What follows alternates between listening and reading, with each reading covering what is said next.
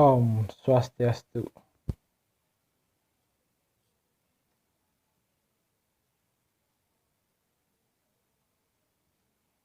Perkenalkan, nama saya Ikadek Periarta Wijaya, nomor absen 13, kelas 11 TKJ.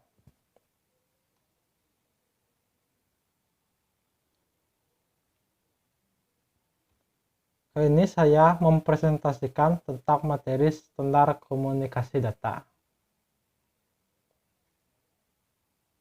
Yang pertama, pengertian standar komunikasi data. Kedua, organisasi standar dalam bidang komunikasi data. Ketiga, model Open System Interconnection atau OSI 7 layer. Keempat, TCP atau IP atau disebut juga Transmission Control Protocol atau Internet Protocol Layer. Kelima, standar internet layanan jaringan.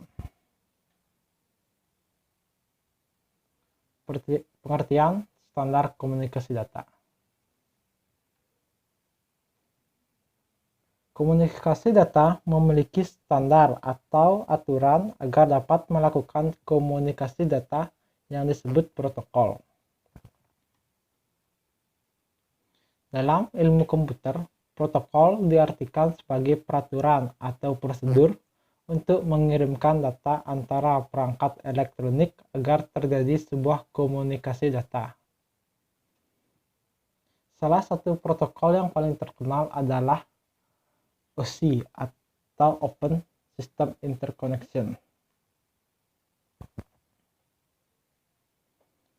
Selanjutnya, organisasi standar dalam bidang komunikasi data.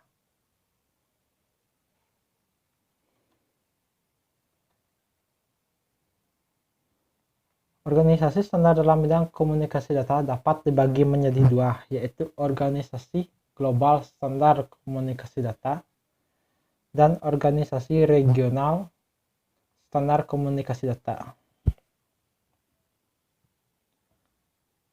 Organisasi global komunikasi data dapat dibagi menjadi tiga. Yang pertama itu atau disebut juga dengan International Telecommunication Union adalah badan khusus PBB yang bertanggung jawab di dalam bidang telekomunikasi.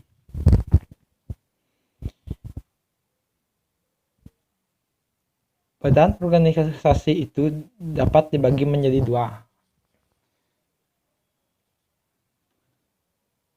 Yang pertama, T, berasal dari CCITT atau Komite Konsultatif Internasional de Telegraphique et Téléphonique atau International Telegraph and Telephone Consultative Committee yang mempublikasikan rekomendasi untuk jaringan telekomunikasi publik. Yang kedua, itu R, berasal dari CCIR atau Komite Konsultatif Internasional des Radio-Communication atau International Radio Consultative Committee yang mempublikasikan rekomendasi yang berhubungan dengan aspek-aspek radio seperti penggunaan frekuensi di seluruh dunia. Kedua, ada ISO atau IEC atau disebut juga dengan The International Standard Organization atau International Electrotechnical Commission adalah organisasi standar bidang teknologi informasi. ISO berperan dalam standar dan protokol komunikasi data, sedangkan IEC berperan dalam standar yang meliputi aspek elektromekanikal seperti konektor, lingkungan, dan keselamatan. Ketiga, IETF atau Internet Engineering Task Force adalah badan organisasi yang bertanggung jawab terhadap arsitektur internet dan mengatur standarisasi protokol TCP atau IP untuk internet.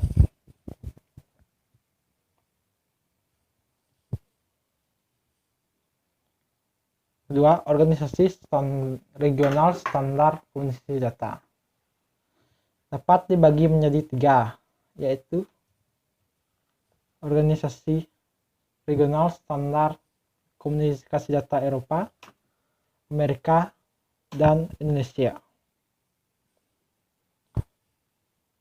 Pertama,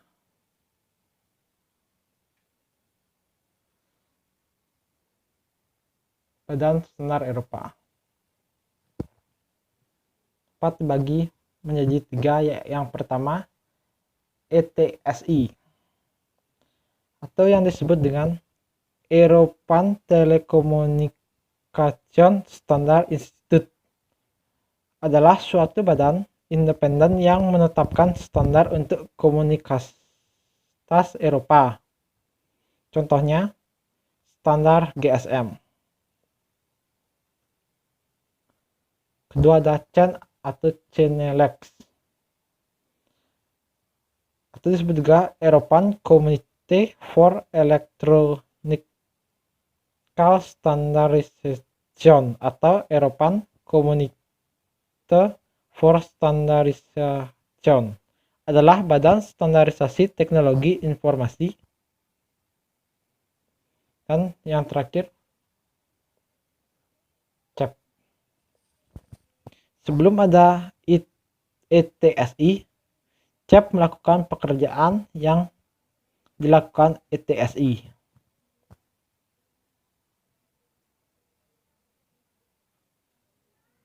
Kedua, Badan Standar Amerika.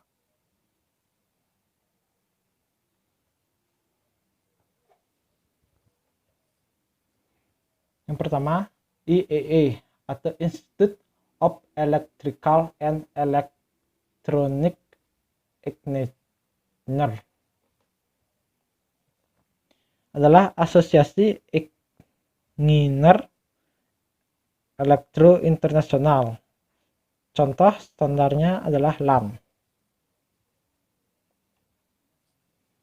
Kedua ada EIA atau Electronic Industry Association adalah organisasi pabrik perangkat elektronika Amerika. Contohnya RS232. Ketiga ada FCC atau Federal Communication Commission adalah badan standar regulasi pemerintah Amerika. Yang terakhir ada TIA atau Telecommunication Industry Association adalah badan yang bertugas mengadaptasi standar dunia ke dalam lingkungan Amerika.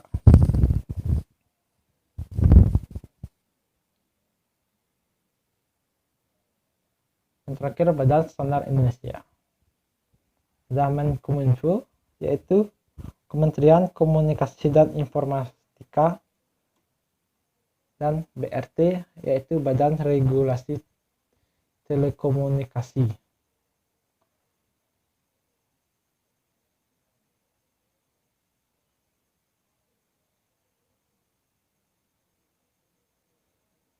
Yang ketiga, model Open System Interconnection atau OSI 7 layar.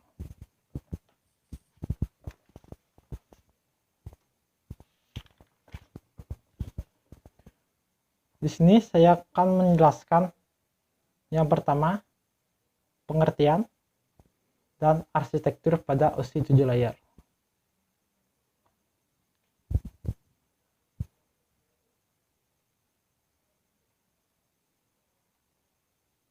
OSI adalah sebuah model yang dikembangkan oleh ISO atau International Organization for Standard, yaitu kerangka logika terstruktur yang menjelaskan proses komunikasi data berinteraksi dalam jaringan. Model OSI adalah model atau acuan arsitektur utama untuk network yang mendeskripsikan bagaimana data dan informasi network dikomunikasikan dari sebuah aplikasi komputer ke aplikasi komputer lainnya melalui sebuah media transmisi. OSI layer dapat dibagi menjadi dua grup. Yang pertama, upper layer, yaitu bagian yang berfokus pada aplikasi pengguna dan bagaimana file direpresentasikan di komputer. Yang kedua ada lower layer, adalah bagian utama yang berfokus untuk network engineer.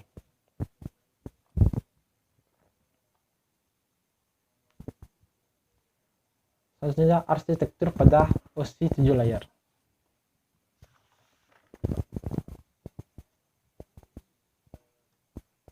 Yang pertama ada layer 7 atau application.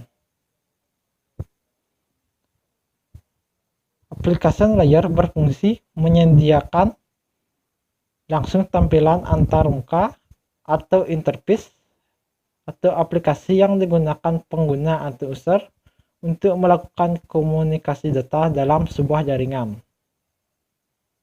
seperti browser, email, transfer file. Aplikasi layer memiliki protokol antara lain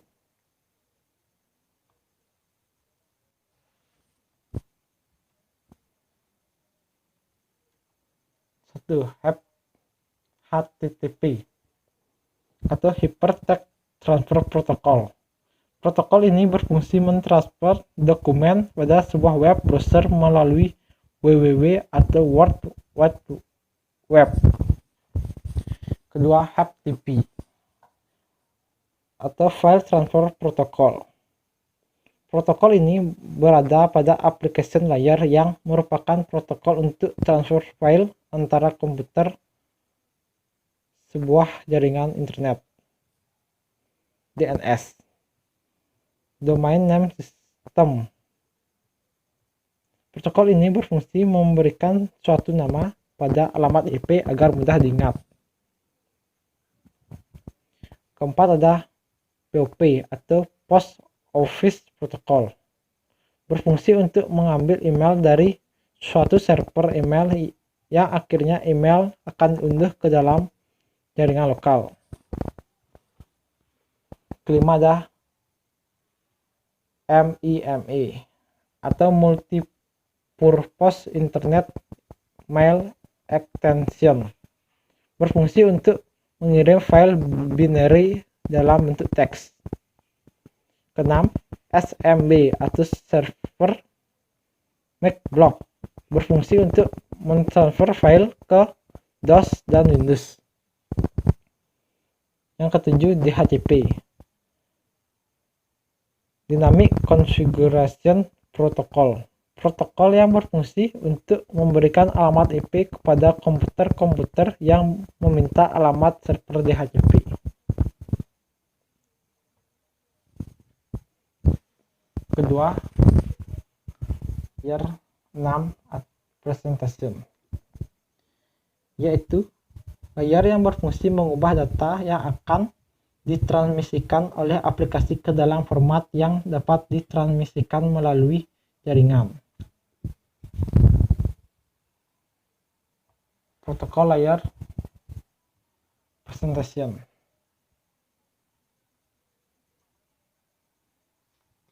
Pertama ada Telnet atau Telecommunication Network, berfungsi untuk akses remote masuk ke suatu host. Kedua, SMTP atau Simple Mail Transfer Protocol, berfungsi untuk mengirim email atau data dari komputer pengirim email ke server email penerima. Ketiga, SNMP atau Simple Network Management Protocol. Protokol ini digunakan dalam suatu manajemen jaringan. Selanjutnya, layer 5 atau session. Berfungsi untuk mendefinisikan bagaimana koneksi dapat dibuat, dipelihara, atau dihancurkan. Pada layar ini juga dilakukan proses sinkronisasi pengiriman dan penerimaan data agar tidak terjadi kesalahan pembaca dan di sisi penerima. Layer 5 session memiliki protokol antara lain NetBIOS. NetBIOS berfungsi sebagai pengirim pesan massal secara serempak ke komputer lain yang terkoneksi dalam sebuah jaringan. NetBUI atau NetBIOS Extended User Interface. Protokol ini berfungsi sama dengan NetBIOS, tetapi dikembangkan dengan menambah fungsi yang memungkinkan bekerja dengan beragam perangkat keras dan perangkat lunak. Ketiga, ADSP atau Apple Data Stream Protocol, yang berfungsi untuk memantau aliran data antara dua komputer. Keempat adalah PAP, yaitu Printer Access Protocol, berfungsi untuk akses pada jaringan Apple, Talk, dan untuk mengendalikan pola komunikasi antar metode.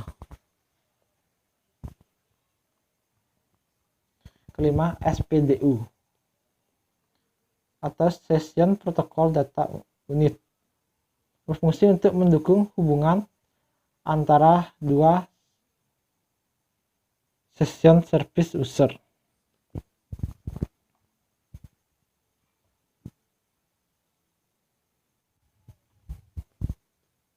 Keempat, Layer Path Transport,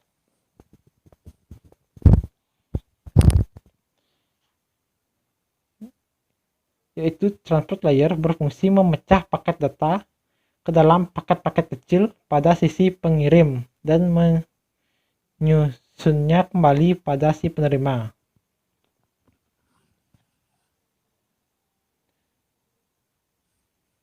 Layer ini juga membuat tanda paket telah sukses diterima dan mentransmisikannya ulang terhadap paket-paket data yang hilang di tengah jalan. Layer transport memiliki protokol.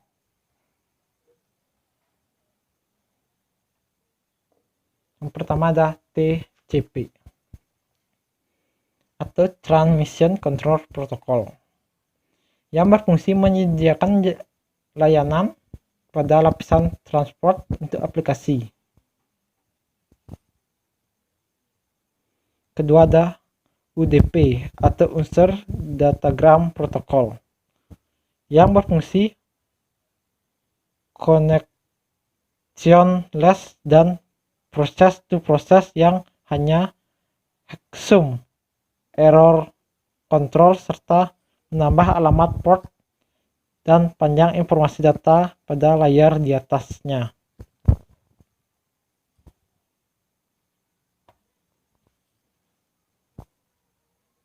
Layer 3 yaitu net layer,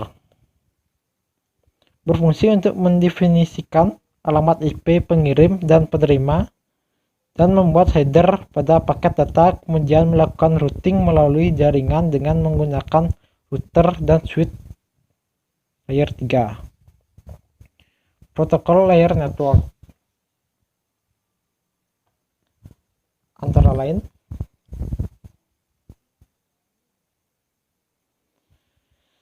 IP, Internet Protocol digunakan oleh protokol TCP atau IP untuk melakukan pengalaman dan routing paket data antar host di jaringan komputer berbasis TCP atau IP. Kedua, ARP atau Address Resolution Protocol digunakan untuk mengetahui alamat IP berdasarkan alamat basic dari sebuah komputer atau perangkat, atau disebut MAC address. Ketiga, ICMP atau Internet Control Mesh Protocol. Protokol ini masih keluarga protokol IP yang menggunakan sistem operasi komputer jaringan untuk mengirim pesan error, contohnya request timeout. Keempat, IGMP atau Internet Group Message Protocol berfungsi untuk memberikan fasilitas penyayang simultan kepada grup penerima.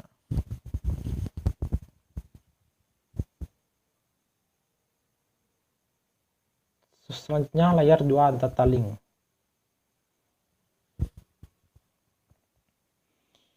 Berfungsi untuk menetapkan pengelompokan bit-bit data menjadi format yang disebut frame. Protokol pada layer data link yaitu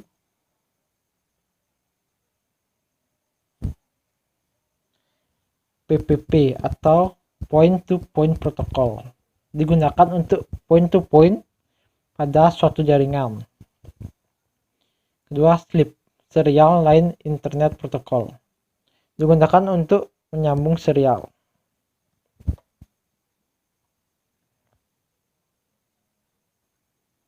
Yang terakhir, layer 1 physical. Layer ini berfungsi untuk mendefinisikan metode penyinyalian, media transmisi jaringan, sinkronisasi bit, arsitektur jaringan, seperti halnya Ethernet atau tekan ring, topologi jaringan, dan pengkabelan. Di layar ini tidak memiliki protokol yang spesifik.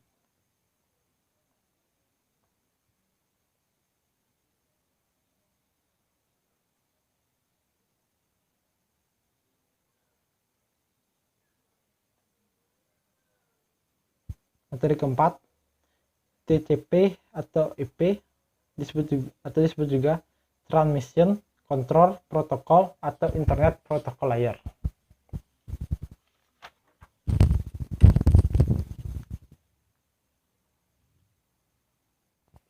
TCP atau IP disebut juga Transmission Control Protocol, Internet Protocol Layer. Di sini saya akan menjelaskan yang pertama pengertian dan arsitektur TCP atau IP layer.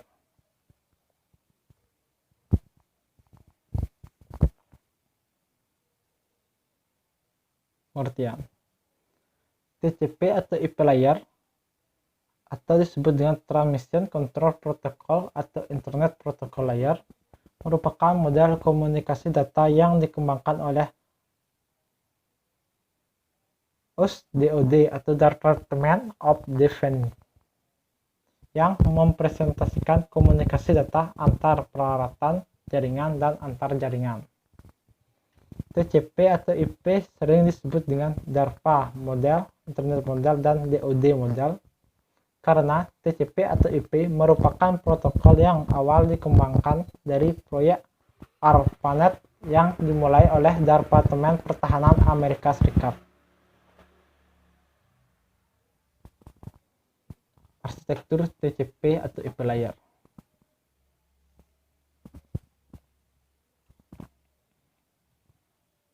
Yang pertama, application layer. Berfungsi layer ini sama dengan application layer pada model OSI. Perbedaannya, layer ini menangani tiga layar teratas OSI, yaitu application, presentation, dan session.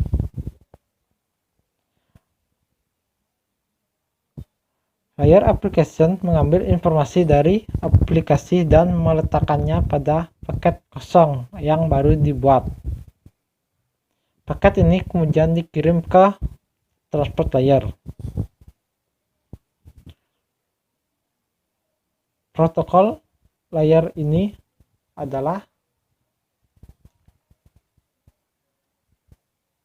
yang pertama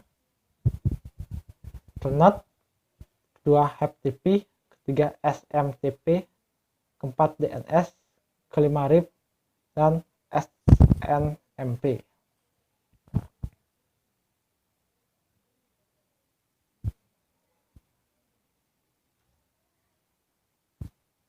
Layer 3 host to host atau transport TCP layer. OSI layer ini sama seperti transport layer pada OSI layer. Layer ini menerima paket yang dikirim oleh application layer. Paket ini kemudian diberi header yang berisi semua informasi yang harus dilakukan terhadap paket oleh transport layer penerima.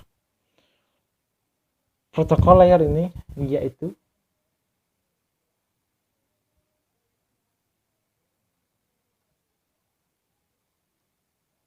pertama ada TCP dan UDP.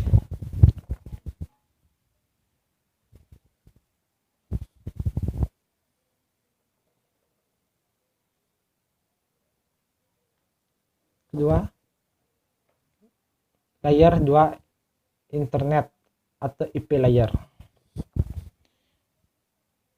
Fungsi layer ini sama dengan network layer pada OSI layer. Layer ini juga menambahkan header di depan paket seperti transport layer. Header ini berisi informasi untuk layer internet penerima. Setelah header terpasang, paket dikirim ke network interface layer. Protokol interface layer.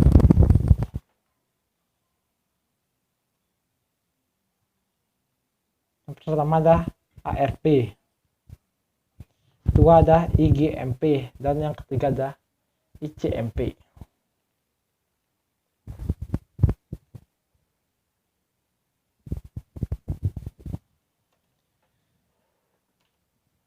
Dan yang terakhir adalah layer 1, network interface layer. Layer 1 dan layer 2 OSI layer ditangani oleh layer 1 TCP atau IP, yaitu network interface layer. Layer ini memberikan headernya masing-masing pada tiap paket. Header inilah yang akan membantu router dan gateway dalam melakukan pengiriman paket ke tujuan. Jika semua header telah terpasang, paket dikirim ke tujuan. Protokol layer ini protokol net interface layer. Yang pertama Ethernet, Token Ring, Frame Relay, dan OTM.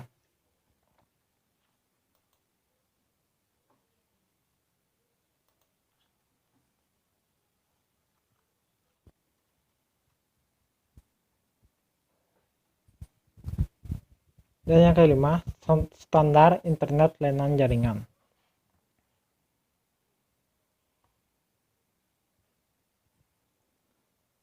Di sini saya akan menjelaskan yang pertama, Badan Organisasi Standarisasi Internet Dunia, dan tujuan keseluruhan dari proses standar internet.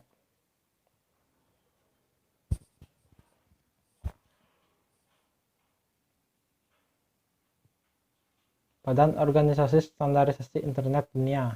Yang pertama, ISOC atau Internet Society adalah badan yang mendukung, memfasilitasi, serta mempromosikan pertumbuhan internet. Sebagai infrastruktur komunikasi global untuk riset, badan ini juga berurusan dengan aspek sosial dan politik dari jaringan internet. Kedua, IAB atau Internet Architecture Board. yaitu Badan Koordinasi dan Penasihat Teknis bagi ISOC atau Internet Society. Badan ini bertindak sebagai review teknis dan editorial akhir semua standar internet dan memiliki otoritas untuk menerbitkan dokumen standar internet yang dikenal dengan RHC atau Request for Comment. Tugas lain dari badan ini ialah mengatur angka-angka dan konstan yang digunakan dalam protokol internet seperti nomor port, tipe hardware, dan ARP atau Address Resolution Protocol.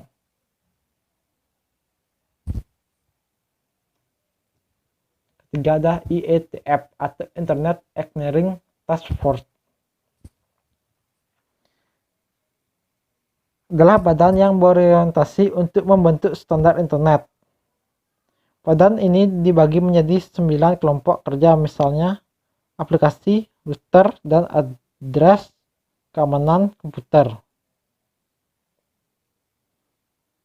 dan bertugas menghasilkan standar-standar internet. Untuk mengatur kerja badan ini, dibentuklah sebuah badan yang disebut ISEG atau Internet Engineering Steering Group. Yang terakhir adalah IRTF. IRTF atau Internet Research Task Force ialah badan yang memiliki orientasi pada riset untuk membangun standar protokol internet, arsitektur internet, aplikasi internet, dan teknologi internet.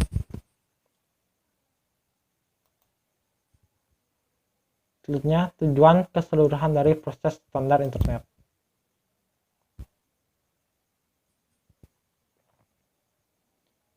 Yang pertama adalah keuntungan teknis. Kedua, mengimplementasikan sebelum dan pengujian. Ketiga, dokumentasi jelas, singkat, dan mudah dipahami. Keterbukaan dan keadilan. Dan terakhir, aktualisasi.